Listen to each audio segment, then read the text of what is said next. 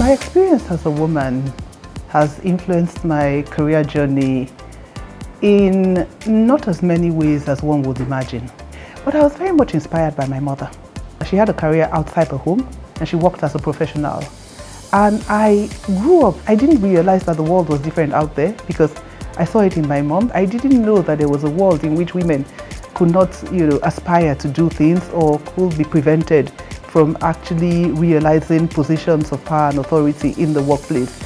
So not having that, I guess that it helped me a lot in my professional career because I didn't go in thinking that I can't get this because I'm a woman. I just thought if I do my job and I do it right, yeah, I will be rewarded. Nevertheless, there have been certain organizations or fora that I've been invited to that I have felt that I got a seat at the table, perhaps because I was a woman. And the organizations were seeking to be more inclusive, to achieve gender balance, or for diversity. I like to believe that it was also because I was seen as a competent professional.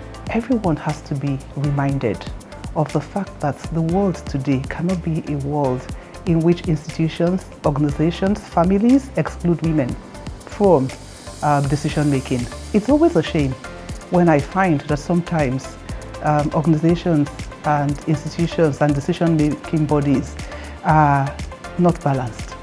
I remember I used to work in a bank several decades ago, and I was surprised to find that, if a woman took time off to give birth in that particular year, she wasn't deemed eligible for promotion. Only the other day I was talking to a team and I was asking about, a decision had been made, and I said, well, who made the decision?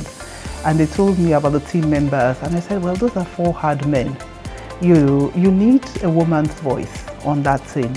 Not because we're naturally deemed to be softer, but I think that even by nature, research has proven that women bring qualities such as empathy, such as the nurturing thing that is sort of instinctive or innate in women to the table. See the necessity of having teams that are diverse and including women there only because it is good for your organization when they're brought into decision making. And really, women have been proven to bring these other qualities that the men perhaps do not have. So I say to the women, keep going, keep focused on the objectives, but first of all, be very professional.